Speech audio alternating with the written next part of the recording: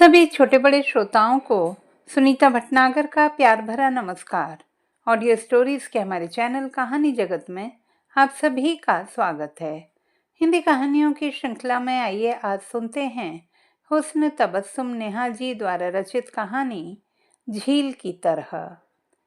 वह नदी के लगभग हर तट से परिचित था, यहाँ तक कि उसकी गहराई और लंबाई चौड़ाई तक से भी। नाव खेलने की परंपरा वह बचपन से ही ढोता आया था। पुरोहितों की विरासत की तरह उसे दो चीजों से बड़ा मोह था, वो पावन नदी और उसके तट पर झूलते सुर्ख विमोहक गुलमोहर के तरुवर। नदी इसलिए कि उसमें से वह बचपन से ही जीवन उगाहता आया था, और गुलमोहर इसलिए कि वे उसे रेतीली धूप में भी लहलहाते रहने को उत्प्रेरित किया करते थे। प्रायः वह गुलमोहर की बाहों में बाहें डालकर झूल जाता और यूं ही हंस पड़ता, अकारण ही, और कभी कभी नदी की विशालता और उसके विराट अस्तित्व को तलाशता रह जाता।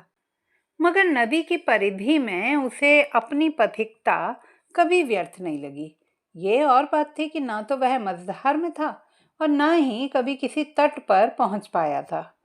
कभी कभी वह गुलमोहर के नीचे बैठकर रोटी खाते हुए सोचने लगता, क्या संबंध है अपना इस झील से? शायद वही जो एक पौधे का अपनी भूमि से होता है। वह अपनी ही टोह लेने लगता। कौन है उसकी माँ, उसकी जन्मदात्री, या फिर जीवनदायिनी वो झील? वह भी तो कब का उगा है इस जलभूमि पर, मानो इसी ने उसे जन्म दिया हो और नाव के रूप में उसके हाथ में एक आस थमा दी हो। प्रायः वह स्वयं को झील में हंसते कमल जैसा परिभाषित कर डालता, मगर उसे अपनी तुलना झील से करते हुए अधिक उपयुक्त लगता। नदी भी इधर उधर बहकर थपेड़ों से टकराती लौटती थी प्रतिक्षण, और वह भी इस तट से उस तट तक पतवार के सहारे तैरता हुआ इधर उधर घूमता मस्त रहता। न कभी उसे कोई पड़ाव मिल पाया, न झील को ही कोई स्थायित्व। कभी कभी उसे शामली का ध्यान आता था, महेश की विधवा का। जिस प्रकार नदी के प्रकोप ने उसके परिवार को बारी बारी लील लिया था, उसी तरह महेश को उसके भयंकर वेग ने समेट लिया था। इसके सिवा भी नदी के तूफान में प्रायः नावें फंस जाती और यात्री सहेट समेट हो जाते। हालांकि वो यात्री किसी अंधभावना के तहत बीच नदी में पैसे के कुछ सिक्के जरूर छोड़ते थे, चाहे नदी के तूफान को रोकने की गरज से हो या फिर किसी आस्था के तहत। किंतु फिर भी वे नदी के उफनते प्लवन से कट नहीं पाते और कभी कभार खप ही जाते। किंतु तब ये प्रचलित हो जाता कि वे पापी थे। हाँ, शामली की स्निग्ध छवि उसे जरूर उद्वेलित कर जाती।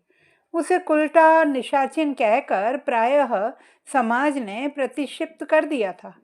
आम राय थी कि उसने महेश को खा लिया। ससुराल से तब से निष्कासित थी। पीहर में भी पापिन कहकर उससे निषेध कर लिया गया था। तब वह गहरी रात के सन्नाटे में उसके झोंपड़े तक आ पहुंची थी। वह चौंकते हुए उठ बैठा था। ये कौन आधी रात को सुबकने बैठ गया है यहाँ? डिबरी की लौ तेज करते ही वह सहम गया।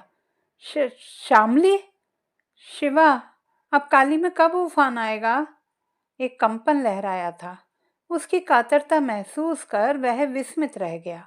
ये कैसा प्रश्न है? बाकी तो सब झील के जल प्लवन से घबराते हैं और उससे बचने के लिए मनौतियां तक मांगते हैं। वह सुबक ही रही थी। उसने पूछा, क्यों, क्या करोगी उफान का? वह पुनः सुबकने लगी। इस बार उफान आए तो मुझे बहा के ले जाए, मुक्ति मिल जाए इस निर्मम जीवन से। शामली, तुम तो वही करने बैठी हो जैसे कोई व्यक्ति आत्महत्या के उद्देश्य से नदी तट पर खड़ा हो जाए और फिर प्रतीक्षा करता रहे कि कोई पीछे से आकर धक्का दे जाए। मरना चाहती थी तो यहाँ क्यों चली आई? नदी में जाकर छलांग लगा देती। वैसे तुम ये मुझसे पूछने क्यों आई हो? गांव में कई और केवट भी तो हैं, वो भी आधी रात को। और वह दूने वेग से सुबकने लगी। भाई शहर गया है, बहू ने घर से निकाल दिया है, कहती है ससुराल में नाश कराइए, अब यहाँ भी। कहते कहते उसके शब्द हिचकियों के मध्य विलुप्त हो गए। वह हिचकियों पर काबू पाते हुए बोली थी, सब कहते हैं तुम बड़े दूरदर्शी हो। नदी का हर वेग तुमसे पूछ कर आगे बढ़ता है। जल प्रलय का तुम्हें पूर्वाभास हो जाता है। तभी तो सब कहते हैं कि तुम। कहते कहते वह थम गई। तभी तो क्या, कहकर शिवा दीप की पीली चांदनी में उसका दूध जैसी सफेद धोती में लिपटा सांवला मुखड़ा निहारने लगा। वह सक पका गई। जैसे तब तभी तो नहीं, कुछ नहीं। वह बेमन की हंसी हंसते हुए एक अंधेरे कोने को ताकने लगा। तभी तो जल प्लवन मुझे ग्रस नहीं सका, है ना? क्षण भर की मौनता के बाद वह कहीं विचरता सा बोला, श्यामली, काली नदियां नहीं, मेरी माँ है। तुमने देखा नहीं, बालपन से आज तक उसी की गोद में खेलता रहा हूं। इसी के आंचल में दौड़ भाग कर आज भी जीवन उगाहता हूं। मैं तो उस नदिया पे ही उगा हूं श्यामली। वह मुझे नहीं खाएगी। हाँ, जिस दिन जी चाहेगा मुझे अपने आंचल में सुला लेगी, सदा के लिए। खैर छोड़ो। यदि मैं तुम्हें प्रलय आने की साइत बता दूं तो क्या तुम उस समय तक प्रतीक्षा करोगी? और यदि उफान में तुम ना बही तो वह बड़े ऊहापोह में बैठी रही और फिर उठ खड़ी हुई। कहाँ जाओगी? तुमने ठीक कहा शिवा, मैं मूर्ख हूँ। आत्महत्या करने निकली हूँ और आई हूँ साइत पूछने। कदाचित मुझ में इतना साहस नहीं था। कहते हुए वह आगे बढ़ी, किंतु ठिठक गई। ठहरो, साहस की आवश्यकता मृत्यु के लिए नहीं, जीवन के लिए होनी चाहिए।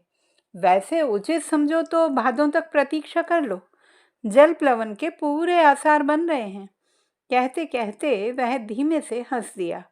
मगर श्यामली पीछे मुड़ते मुड़ते फिर उद्विग्न हो उठी। शिवा, तुम भी अपमानित कर डालो। तुम्हें मेरी दयनीयता पे मखौल सूझ रहा है। भादों तक रुकूं और तब तक यहीं ठहर जाओ। मेरे इस नीड़ को ही अपना निलय समझ लो। और उसे जैसे किसी विवशता से अकस्मात ही मुक्ति मिल गई। वह बड़े आनत भाव से आंखें पोंछती हुई बैठ गई। शिवा, क्या ये उचित होगा? श्यामली, मन की पीड़ा और मन के सुख के सम्मुख कोई भी प्रश्न व्यर्थ है। तुम्हारा मन मृत्यु स्वीकारता नहीं, मगर मृत्यु की राह पर जाना चाहती हो। तुम्हें जीवन से प्रेम है, मगर जीवन से भयभीत हो। कौन सा शब्द शेष है जो तुम्हें कहा जा सकता है? समाज द्वारा निष्कासित इस निशाचेन पापिन को अपने झोंपड़े में स्थान दे रहा हूं। क्या होगा? ज्यादा से ज्यादा तुम्हारा और नदी का प्रकोप हमें खा जाएगा, महेश की तरह। और वह जैसे चौंक ही पड़ी। शिवा, सब कहते हैं महेश को मैं खा गई। तो वह हठात हंस पड़ा। वह आश्चर्य से उसे देखती रह गई। काश, काश श्यामली, तुम में इतनी शक्ति होती। मैं तुमसे कहता पूरे संसार को खा जाओ। यहाँ चप्पे चप्पे पे पाप लिखा जा चुका है। एक एक बच्चा पाप का पर्याय बन चुका है। किंतु नहीं, इससे भी गहरी एक और बात है। संसार में पाप का कोई अस्तित्व ही नहीं है और कोई भी व्यक्ति पापी नहीं है। बिना ईश्वर के संकेत के कोई पाप नहीं होता। जिसकी मर्जी के बिना एक भी तिनका नहीं डोलता, उसकी इच्छा के बिना जंगल कैसे उखड़ सकते थे, पर्वत कैसे ढह सकते थे और कैसे भला प्रलय आ सकती थी? ईश्वर ने हमारे हाथों पाप लिखा ही क्यों? और जब लिखा तो ये पाप उसी की मर्जी थी, हमारी नहीं। हमने तो वही किया जो ईश्वर ने चाहा। फिर पापी मनुष्य कैसे हो गया? खैर चलो, हमारी व्यथाएं एक जैसी हैं। तुम महेश को खा गई और मैं अपने परिवार को। क्या कह रहे हो? जैसे उसे पुनः चेतना आई। अपने परिवार में मैं ही अकेला बचा हूं श्यामली। बाकी सब नदी की भेंट चढ़ गए। क्या इसका अर्थ ये नहीं हो सकता कि मैंने उन्हें खा लिया? पर नहीं, मुझ पर यह आरोप नहीं जाएगा, क्योंकि वे मेरे भाई, माँ बाप, भाई बहन थे। तुम पराए घर की बेटी हो। इससे गहरी त्रासदी ये कि तुम औरत हो। तुम पर कोई सहजता से आरोप धरना चाहेगा? और फिर एक निशब्दता घुलती रही वातावरण में, जैसे सारे शब्द ही चुप गए हों। फिर शिवा ने ही कोई सिरा टटोला। श्यामली, मुझे तुम में और इस बहती काली में कोई अंतर नहीं दिखता। उसके पानी की तरह तुम भी उतनी ही पवित्र, स्वच्छ और पारदर्शी हो। ये विडंबना ही है कि समय ने आज तुम दोनों को ही आरोपित करके एक अलग कटघरे में खड़ा कर दिया है। जब नदी में बह जाने वाले व्यक्ति को पापी मान लिया जाता है, तो महेश को पापी क्यों नहीं मान लिया जाता? और यदि महेश को तुम खा गई, तो उन जलमग्न लोगों को क्या उनके संबंधी नहीं खा गए? तुम इस पक्षपातपूर्ण व्यवहार को कहां तक देखोगी? तुम ही क्या, तुम्हारा अस्तित्व मुझ पर भी प्रश्न बनकर हर क्षण खड़ा रहेगा। मगर मैं इस मूर्ख दीर्घा से कटकर ही रहना चाहूंगा। शिवा बड़ा ही निर्भय, निष्कपट और उतना ही निष्कलुष, अपने में ही मस्त रहने वाला व्यक्ति था, थोड़ा उदासीन सा। अगले ही दिन कई कटुक्तियां सुनने को मिली थी उसे। श्यामली, जो उसकी झोंपड़ी से झांकते हुए भी घबराई थी, तब शिवा ने उसे जी भर कर कोसा था। श्यामली, तू अब किस टुकड़े से अपना मुंह ढांपना चाहती है? 2 साल पहले से ही तिरस्कृत है और रात घर से बाहर भी रही है तू। अब लज्जा, शर्म, लोक लाज की ऐसी कोई चादर नहीं जो तुझे ढांप सके। तू बेधड़क बाहर निकला कर। संसार की चिंता करेगी तो सुखी नहीं रहेगी। इस झोंपड़ी तक ही तू अपना संसार समझ। वह पीड़े से उठा और उसके आंचल के छोर में हाथ पहुंचते हुए झोंपड़ी से बाहर निकल गया। तब वह उस आंचल को देर तक मुट्ठी में भींचती रह गई थी और फिर एक शांत लहर दौड़ गई थी उसके चेहरे पर। प्रतीत हुआ मानो उस आंचल का हर कलंक शिवा समेट ले गया। उसने कोने से झाड़ू उठाई और बाहर जाकर द्वार बहारने लगी थी। खबर गांव में आग की तरह फैली थी। सभी अनिष्ट की आशंका से सहमने लगे थे। कई तो शिवा की अनुपस्थिति में उसे जाकर धिक्कार भी आए थे और कई तो उसे गांव में नग्न परिक्रमा कराने का मन भी रखते थे। किंतु शिवा से मोर्चा लेना भारी पड़ रहा था। वहीं कई बार इन्हीं उलाहनों से वह इतनी विचलित हो जाती कि तट तक पहुंच जाती और शिवा के समक्ष रोने बैठ जाती। शिवा, वो लोग मुझे दोहगा कहते हैं। तुम हो क्या? ना, नहीं तो फिर क्यों दुखड़ा लेकर आई हो? ये सब सुनने की ताब नहीं है। आत्महत्या करोगी? नहीं, नहीं तो फिर घर जाओ। फिर से भूल कर मत आना। देखती नहीं कितनी भीड़ रहती है यहाँ। अगर किसी और अर्थ में शिवा ने उसे वहां आने को मना किया होता तो शायद उसे अच्छा नहीं लगता, मगर अपना अर्थ उस भीड़ में समोहते हुए महसूस कर उसे अच्छा लगा था। वहीं शिवा की इस मीठी चेतावनी ने उसे वर्तमान से टकराने की शक्ति भी दी थी। एक सपनीली इच्छा लिए हुए वह वापस लौट आई थी। तब से वह तट तक गई ही नहीं। शिवा बड़ा सतर्क किस्म का व्यक्ति था। झोंपड़ी के इर्द गिर्द किसी को फटकने तक नहीं देता था। यहाँ तक कि एक रोज वापस आने पर अपने द्वार पर सुलोचन ज्योतिष को देखते ही बिदक गया था। अरे ज्योतिष के बच्चे, तेरी ये मजाल, यहाँ भाग बांचने आया है? और उसकी कड़क आवाज सुनते ही सुलोचन ज्योतिष की ज्योतिष विद्या हवा हो गई। वह उछलकर 2 गज दूर जा बैठा। गला रुंध गया और शिवा ने लपक कर उसकी हथेली पकड़कर तानी और कई घूंसे मारते हुए गरजा था। ला, मैं तेरा भाग बांचूंगा। और उसका हाथ मोड़ते हुए बोला था, तेरे भाग में लिखा है अभी मेरी संटी से सोटियाया जाएगा। और लपक कर अंदर जाने लगा कि सुलोचन ज्योतिष ने उसका पांव पकड़ लिया। नहीं शिवा, पांव पड़ता हूँ। अब इधर दिखा तो मुंह काला कर पूरे गांव में चक्कर लगवाना। और तब कहीं जाकर उतरा था उसका क्रोध। ज्योतिष तो चला गया था, मगर भीतर कदम रखते ही वह श्यामली को ढूंढने लगा। श्यामली एक कोने में सहमी खड़ी थी। उसे देखते ही वह बेफर उठा। तुमसे मना किया था ना, किसी को झोंपड़े के निकट फटकने मत देना। हाँ, मगर मैंने सोचा कि रेखाएं बचवा लूं। क्या है भाग्य में? वह लगभग हकबकाई सी बोली और कहते कहते सिर झुका लिया। शिवा के तेवर चौगुने हो गए। वह दहकता सा बोला, इधर आओ, मेरे पास बैठो। वह सहमती सी उसके पास आकर बैठ गई। शिवा उसकी हथेली निहारने लगा। श्यामली, ये रेखाएं भविष्य की भाषा नहीं, ये हमारे जीवन की पगडंडियां हैं। ये हमारे पथरीले अनसुलझे रास्ते हैं। ये आड़ी तिरछी रेखाएं, ये हमारे संघर्ष हैं, हमारी व्याधियां हैं। जितनी ये तुड़ी मुड़ी हैं, उतने ही टेढ़े हमारे जीवन के पथ हैं, उतने ही उलझे संघर्षों से बिंधे हैं हम। ये भाग रेखा, कर्म रेखा, जीवन रेखा सब मिथक हैं। और उसने झटके से उसकी हथेली झिटक दी।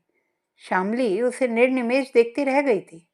शिवा ने अपनी बात जारी रखते हुए सहजता से उसे समझाना चाहा था। श्यामली, तुम्हारा वर्तमान, भविष्य और अतीत बिल्कुल इस काली के समान है। अतीत से भविष्य तक कोई परिवर्तन इसे छू तक नहीं गया।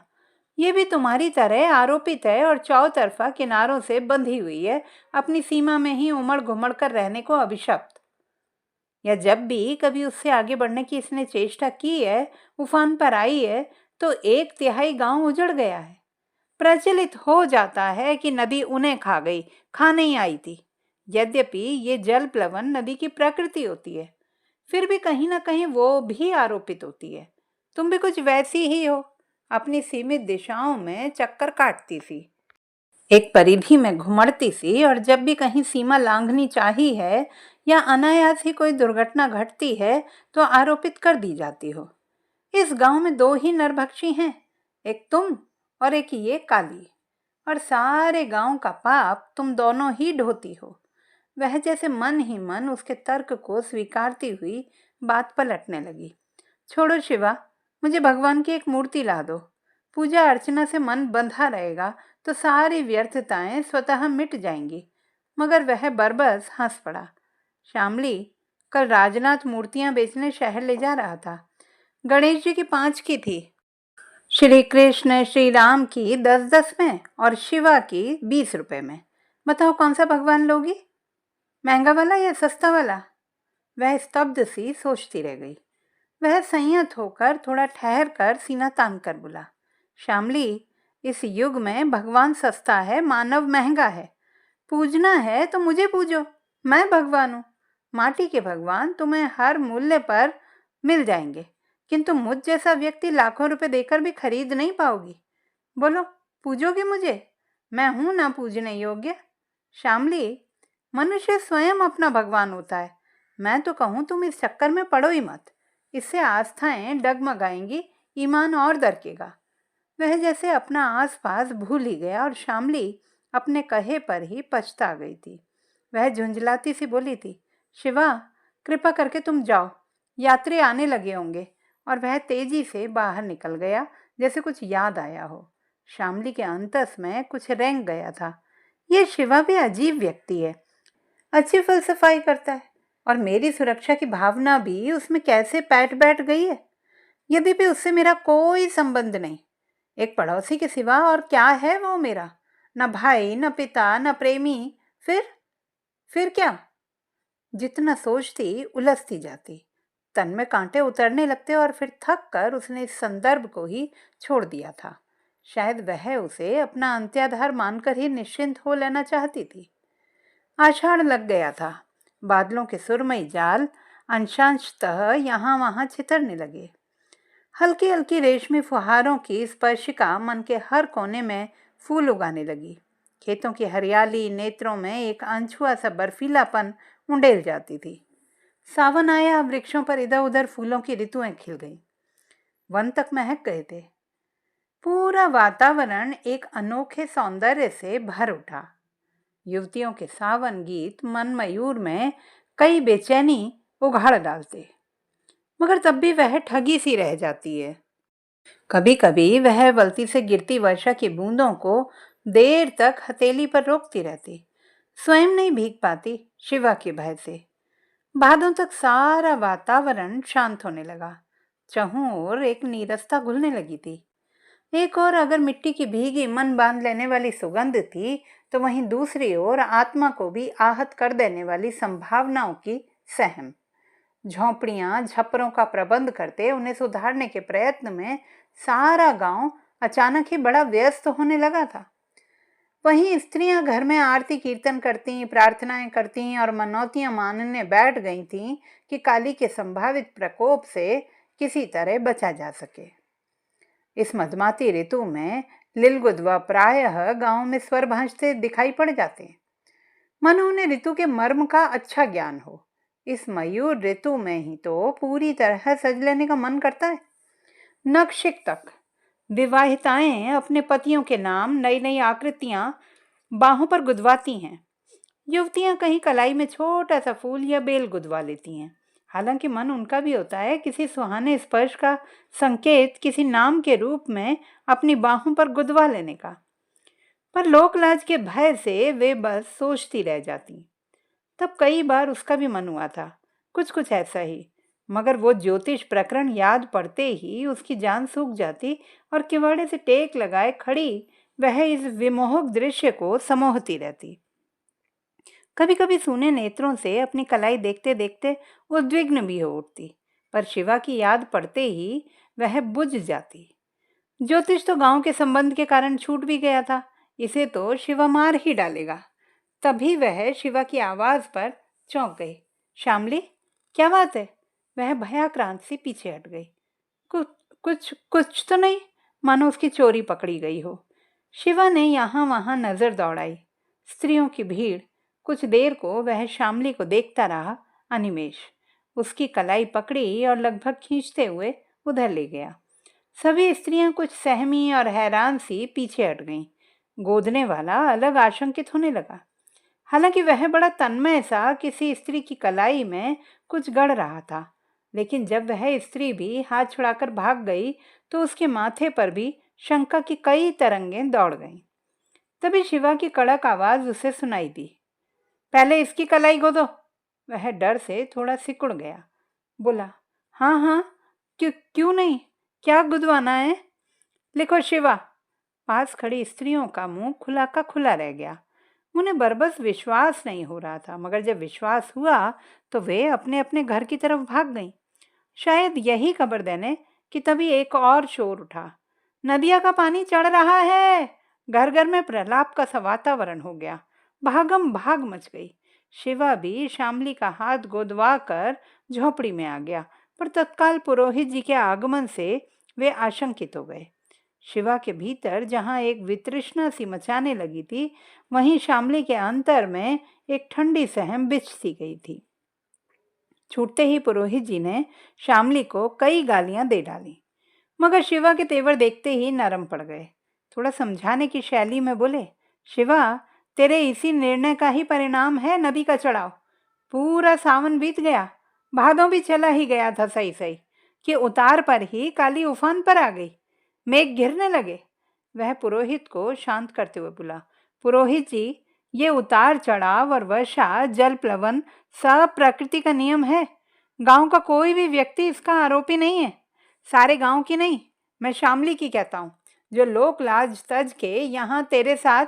पुरोहित जी, खबरदार, जो एक शब्द और आगे कहा। यह मेरा घर है, चकला नहीं है। हाँ, इसके अर्थ जरूर भिन्न हैं। मेरा ये निवास स्थल है, इसका ये शरण स्थल है। तब तुम लोगों की लोकलाज कहाँ गई थी जब एक स्त्री को आधी रात के समय घर निकाला दे दिया गया था? एक स्त्री को चौराहे पर चीरहरण के लिए खड़ी कर देते हो और अपनी मर्यादा संस्कृति की गाथा गाते हो, और जो उस चीर की रक्षा करना चाहे उसे राक्षस कहना चाहते हो। पुरोहित जी, श्यामली आज भी उतनी ही पावन है जितनी यहाँ आने से पूर्व थी। और ये भी सुन लो, ये यहाँ से तिल भर भी ना हिलेगी। काली चाहे सारा गांव ही क्यों न लील ले। और हाँ, भोर होते ही मैं इससे विवाह करने जा रहा हूँ। पुरोहित जी चुप। एक चुप, हजार चुप। अपनी स्पंदित काया लिए बाहर निकल गए। रात भर गांव अजब अजब शोर से भरा रहा। कहीं काली के चढ़ाव पर चिंताएं थीं, तो कहीं श्यामली को लेकर तिरस्कृत भावनाएं, या कहीं शिवा की हठ धर्मिता पर क्रोध। और वे देर रात तक मंत्रोच्चारण करते हुए एक और प्रातः की धूमिलास लिए सो गए। प्रातः जो भी उठा सोकर उछल पड़ा। गांव सूर्य की आभा से झिलमिलाने लगा था। पंछी भोर गीत गाने लगे थे। गांव के मंदिर से घंटियों और मंत्रोच्चारण के स्वर किसी आस्था से मन बांधने लगे थे। पुरोहित जी कुछ लोगों के साथ एक श्रद्धेयता का भाव लिए उधर ही चल पड़े। पानी उतर चुका था। तो दोस्तों, ये थी हमारी आज की कहानी। आपको कैसी लगी कमेंट बॉक्स में लिखना ना भूलें। चैनल को सब्सक्राइब करें, लाइक करें और मित्रों के साथ शेयर करें।